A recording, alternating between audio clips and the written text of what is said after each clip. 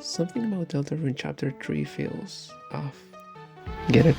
Chapter 3 was the most hyped chapter so far in the series. As a reference, just look at this fan-made video released 2 months after Chapter 2 release.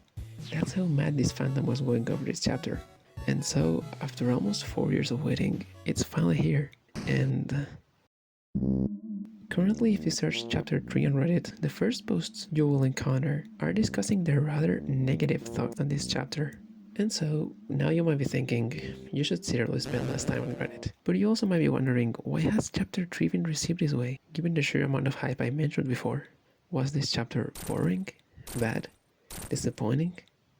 Let me be clear from the start. No, this chapter might be unironically my favorite so far. This is the most wacky, stupid, yet emotional chapter so far in Deltarune, and I absolutely adore playing it from start to finish. For reference, I've got 10 hour plays already on Steam, and I haven't even started chapter 4 at the time of writing this video. That's how much I like exploring and discovering secrets, which, trust me, there are. I will not spoil the secrets in case you haven't discovered that yet, but I'll touch a little upon that later. That being said, I'm completely aware of the things that draw people away from this chapter. When I said it's wacky, I mean it. The whole gimmick of this chapter is that you're in a game show, first by your own will, but soon you find out that you never were in control in the first place. The game host is the much awaited character Tenna, which we finally can see in full glory after his tease in chapter 2, over 3 years ago. In this chapter, you continuously play different minigames in order to please an audience and achieve a rank at the end of each show, which allows you to access different rooms depending on how well you performed. In this chapter, you never get to explore a giant field while fighting monsters, nor a city full of charming characters, not a giant castle in order to face the villain of the chapter. And the only new characters that really get screen time are Tenna and the water duo, which is a different kind of worms, literally. That is because the entirety of this chapter is split among these rooms, where you get the chance to slightly explore your surroundings. This is so different from what everybody was used to in Deltarune. This one feels so small. And well, until now I've been avoiding mentioning the elephant in the room and the biggest deal breaker for most players, the Zelda minigame. It's not actually called that, it's called The Legend of Tenna. I'm certain this minigame is the gimmick that will divide you between loving and hating this chapter. At least 50% of the chapter is spent on this screen, exploring this digital world. Now, there's nothing wrong with this particular minigame. In fact, it's pretty fun the first time you get thrown in. However, soon you realize this is not a simple minigame, as it begins to extend way past its welcome for many people. This is not just a distraction, this is the main event. The whole chapter plays around the rank you get in this minigame, which is based on your performance on battles, quizzes, and the subsequent minigame that comes at the end of each round. As I just said, there is no real adventure here, unlike the past chapters, and if you just play from start to finish, following a straight line, you'll end up finding this chapter pretty bland and short. At the beginning of the video, I mentioned the amount of hype that people built up to this chapter. If you search Deltarune Chapter 3 back then, the amount of fun games, battles, and songs was just too much to even count accurately. People were expecting crazy adventures in the Dark World with Toriel, Sans and Papyrus, and the ever so mentioned Mai, which people thought was the TV person back then. Not only that, but this community has also built an enormous group of theorists that try to piece together the story of the game with the little pieces of Deltarune that we already have, and I can see how even some of them might be disappointed with the contents of the actual chapter. And I get it. This chapter could have been huge. The premise is huge. Being a dark world inside the Dreamer's house could mean a lot of things revealed about the game. Chris and their relationship with Asriel and other members of their family, or even the disappearance of Des. But this chapter does none of that. It remains pretty oblivious to those facts for the most part. But see, there's something that I think people aren't grasping about this chapter. That is the fact that Deltarune was not meant to be a chapter by chapter release. Even Toby Fox mentioned that the original intention was to release the full game after the Chapter 1 demo.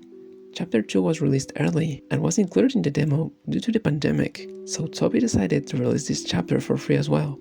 After that, To be planned to release Chapter 3, 4, and 5 together as a bundle. However, due to the long development time, this was changed to be only Chapters 3 and 4.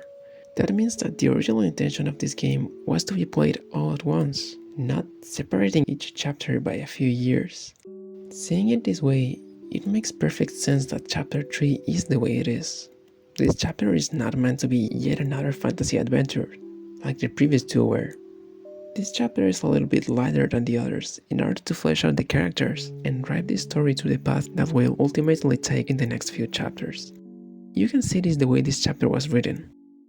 At the very start of the game, the first interaction between Ralsei and Susie is like any other, until Susie starts asking some interesting questions, such as, what will happen if the Dark Knights try to go into the Light World? This leads to a conflict between Susie and Ralsei, which leaves Susie somewhat hurt in finding that the Dark Worlds are no more than a fantasy, and might not even be real. Now, this is interesting because I found that a lot of people on the internet dislike this interaction in particular.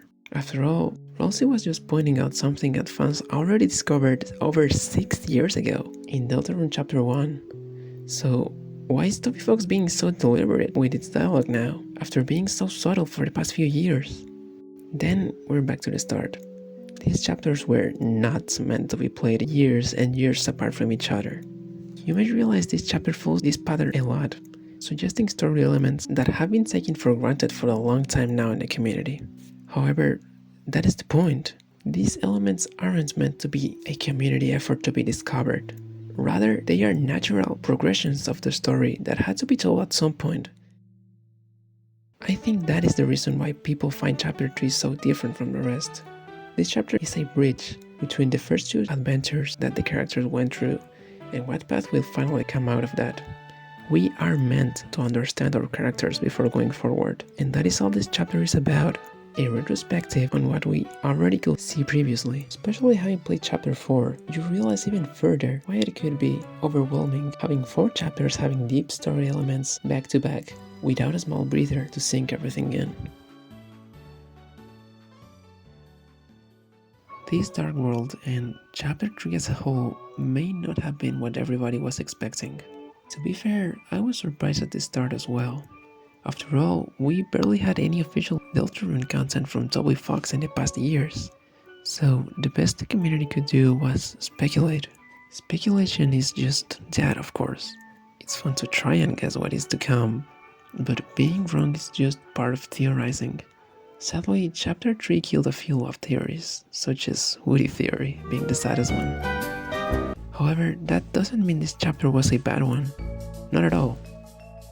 If anything, it's a breath of fresh air, so the story can progress towards the plot that has been building for the past few years. I'm positive over time, the people that didn't fully enjoy Chapter 3 right now might grow to appreciate it as time goes on, as it not only serves as a fun distraction from the rest of the chapters, but also as an introspective to the characters that we already know.